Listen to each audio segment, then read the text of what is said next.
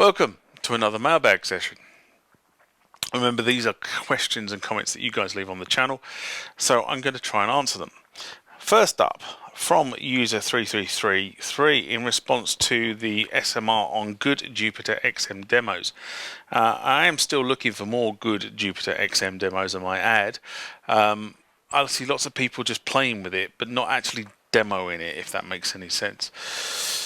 Anyway, good morning, tech guy. You'd be getting the Jupiter X mainly for the 5-minute unboxing experience rather than gaining any major benefits over your existing setup. Or do you plan to sell the System 8 or Jupiter 80, I don't have a 50, etc. to make room for the X? Now, I think I've said it a couple of times, but I'm going to reiterate. I am really on the fence with the Jupiter X. And I sort of kind of go through the reason why I bought some of the other equipment. So I brought the Jupiter 80 because I wanted a synthesizer with a high degree of polyphony and the ability to layer multiple tones into a patch. And at the time of the purchase, when I bought the 80, that was the best machine on the market for doing that. Plus, it's awesome. So when I looked around, and I did look at a number of brands at the time, and I can't remember what I went through. I went through what I'd looked at some of the Korg stuff that was around at the time, and I also looked at some of the other stuff from some of the minor manufacturers to see if they had what I wanted, and the 50 and the 80, which is what I bought an 80. Just really outstripped it in terms of playability and functionality. So that was the reason why the 80 got bought.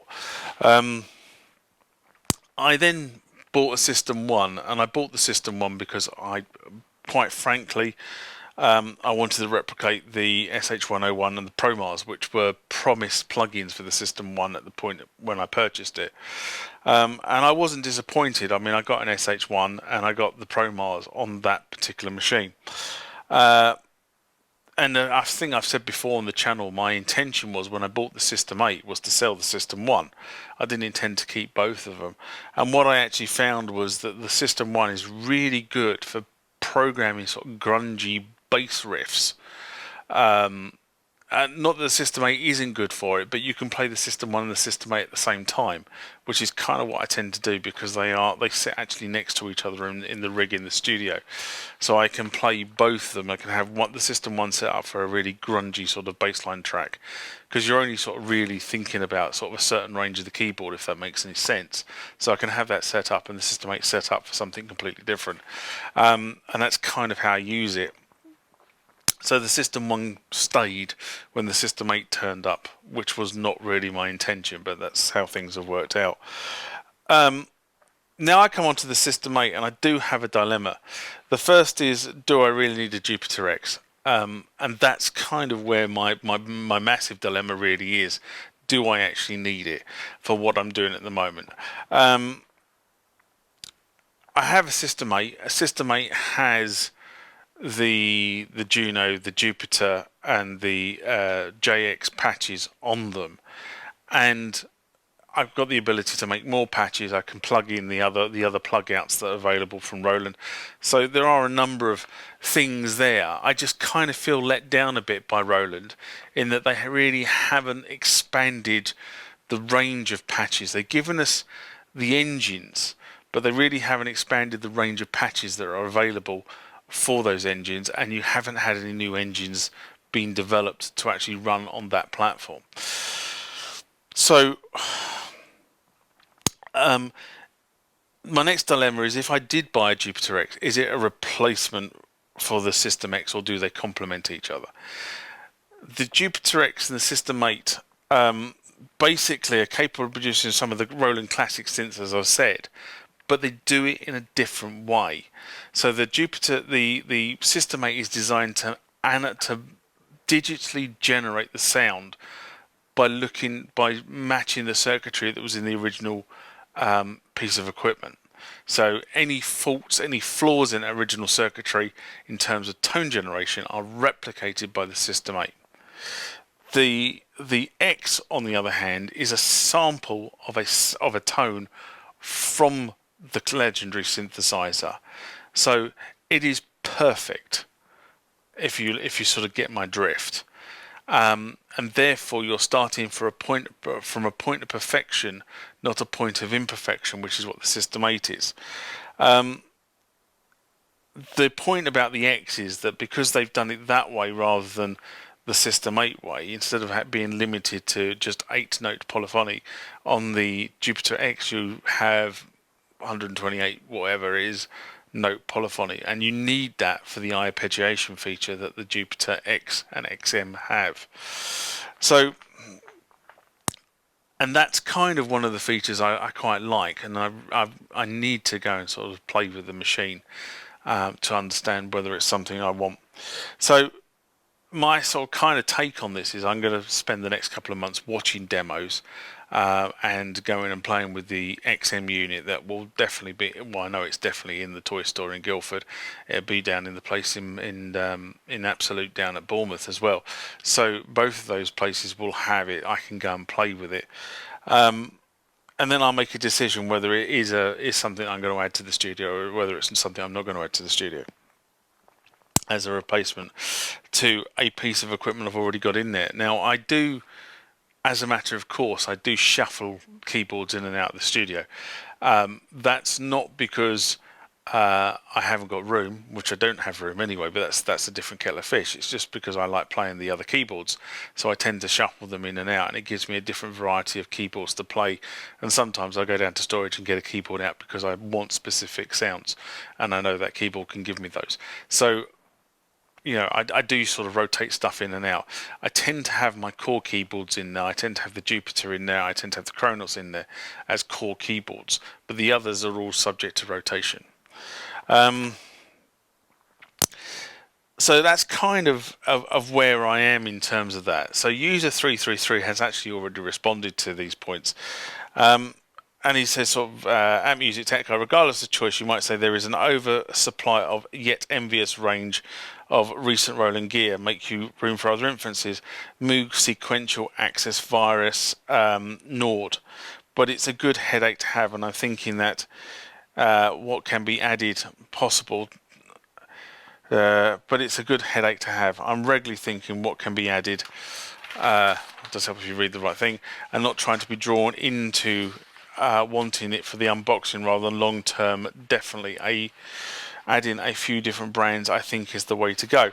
I do agree with adding different brands into the studio. I tend to have pivoted around 3 brands in my studio. Korg, because I bought into the whole workstation thing. Roland, because I just love their synthesizers. And Yamaha, because again I love their synthesizers as well. So I've kind of brought into those 3. Now I have toyed with Behringer and something like DeepMind 12. I really quite like that. I've played that a few times while I've been down in the toy shop. It just hasn't forced me to open my checkbook at the moment. I've also played with the latest Waldorf machine down there, which I just found far too complicated for me. I just couldn't get my head around it. Nord is an interesting one because I know many people who swear by Nord machines, and I have to be honest and say I just cannot get on with the Nord machine. I've tried, I've had one here. I haven't done any videos on it, but I did have one here for about a week not long ago. And I sort of really wanted to like a Nord, and I couldn't, and I don't know what it was. Maybe it's a second round through, but I had a Nord stage piano, and it wasn't as nice to play as this or that. But maybe that's because I'm used to playing this or that. I don't know. So,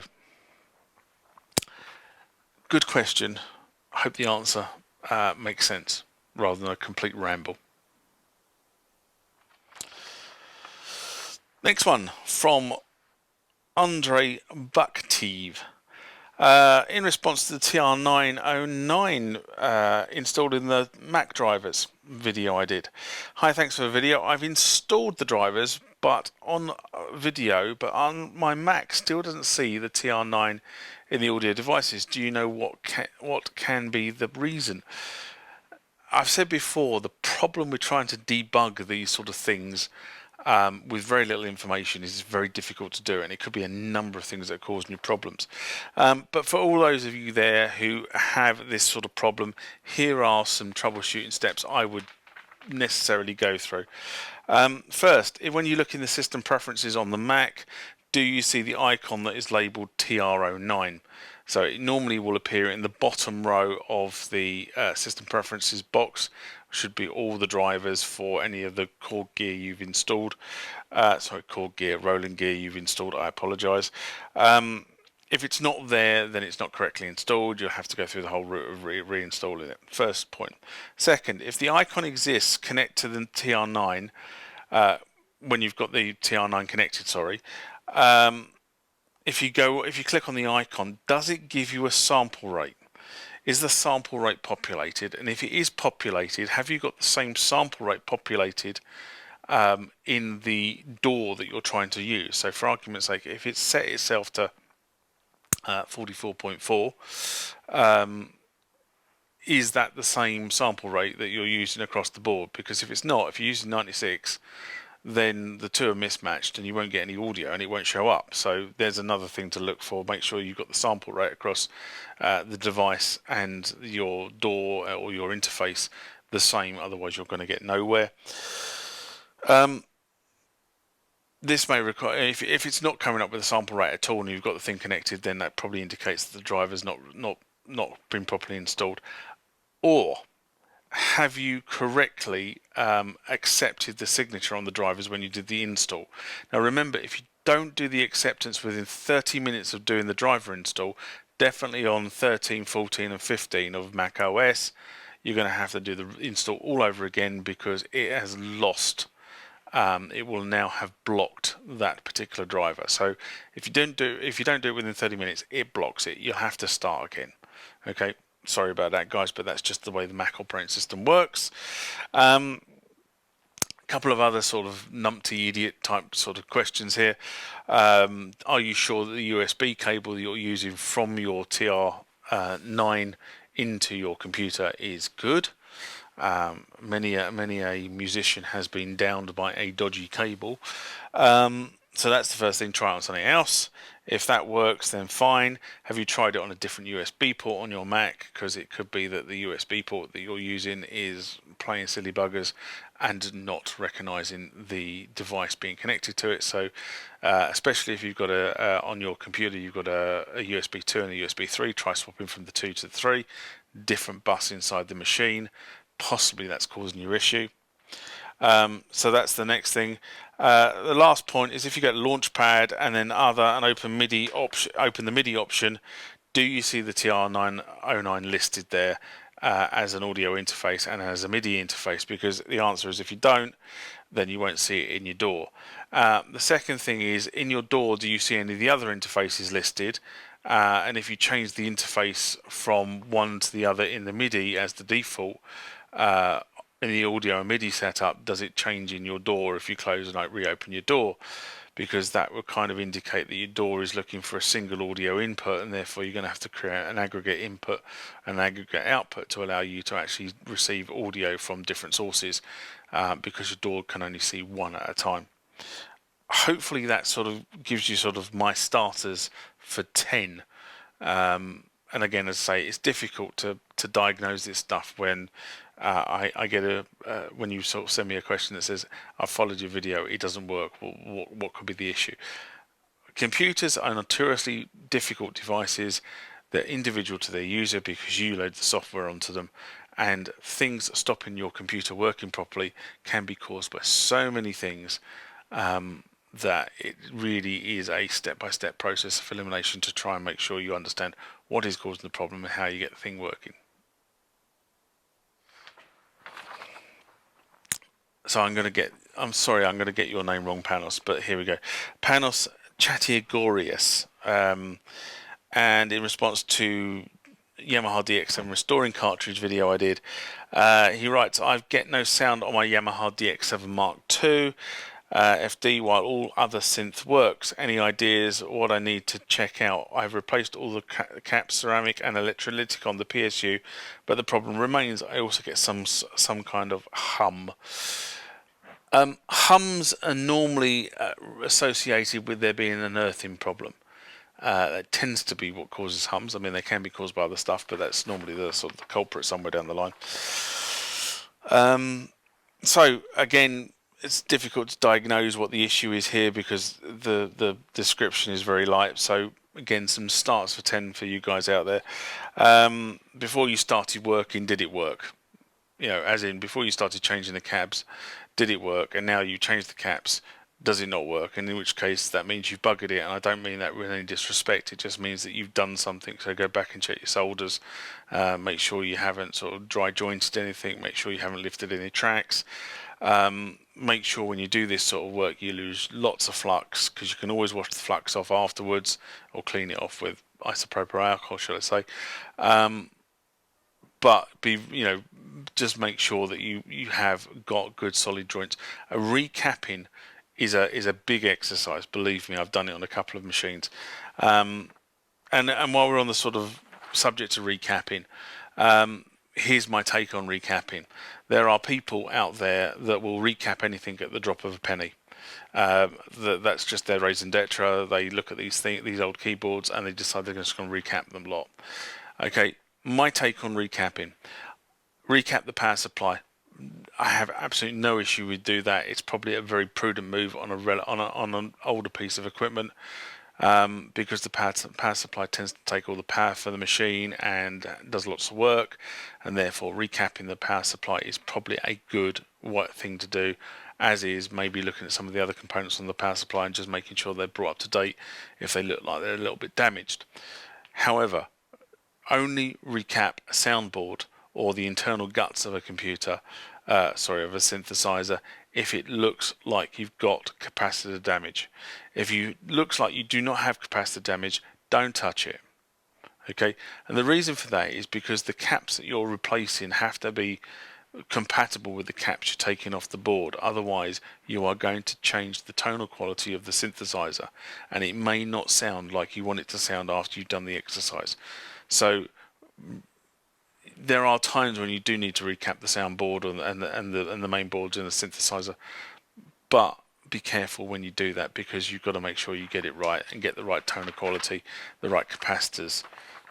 It is something that needs a little bit of looking into, and for God's sake, do not go and buy cheap capacitors from Far East Asia, because you will regret that for the rest of that synthesizer's life.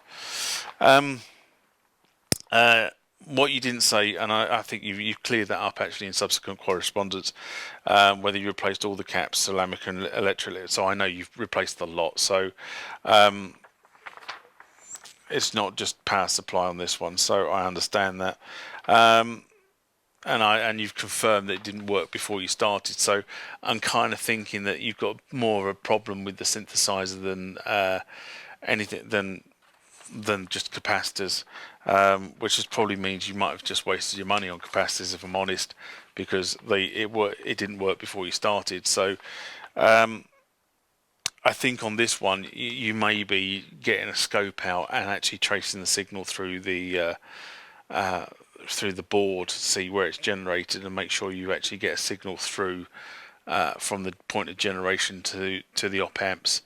If you're getting nothing on the op amps, I mean, you could try with the op amps and see if they're actually generating anything. If you get no signal on the op amps, then you've got a bigger problem on the board, but it is going to be a laborious tracing through exercise, I'm afraid. Looking for dry joints, looking for where signals break, you lose signal on the path from the point of generation to the op amp. Sorry, no magic bullet on that one.